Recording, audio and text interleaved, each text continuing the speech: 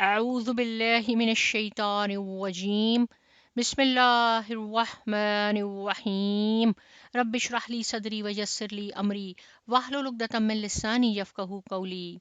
ناظرین، آج ہم سورۃ المؤمنون کی آیت نمبر 112 سے 118 کا ترجمہ پڑھیں گے اور اس کو سمجھنے کی کوشش کریں گے۔ اچھا یہ تو بتاؤ کہ تم زمین میں کتنے سال رہے ہو؟ وہ کہیں گے 1 دن یا اس سے بھی کچھ کم۔ آپ اعداد و شمار کرنے والوں سے پوچھ لیں۔ کہا جائے گا تم واقعی وہاں بہت تھوڑی دیر رہے ہو، کاش کہ تم نے یہ بات اس وقت سمجھی ہوتی۔ کیا تم نے یہ سمجھ رکھا تھا کہ ہم نے تمہیں فضول پیدا کیا ہے اور تمہیں کبھی پلٹ کر ہماری طرف نہیں آنا؟ اللہ پاک ہے اس سے کہ کوئی فضول کام کرے، وہی بادشاہ حقیقی ہے۔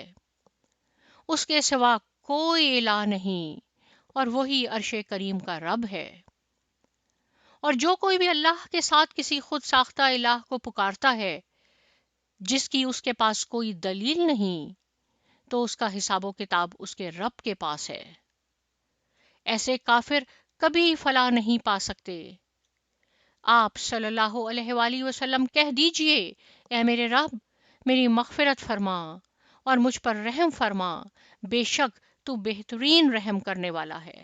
بے شک ان آیات میں بتایا گیا ہے کہ یہ دنیا فانی ہے، یہاں ہمیں مسافروں کی طرح زندگی گزارنی ہے۔ ہم سب کو اپنے رب کے سامنے اپنے کیے کا جواب دہ ہونا ہے، اور ساتھ میں اللہ تبارک و تعالیٰ کی وحدانیت کا بتایا گیا ہے کہ اس کے سوا کوئی عبادت کے قابل نہیں۔ زندگی کا یہ اصول بنا لیں کہ کچھ بھی مانگنا ہو تو اللہ تبارک و تعالیٰ سے ہی مانگیں، کیونکہ وہی قادر مطلق ہے، وہی دینے پہ قادر ہے۔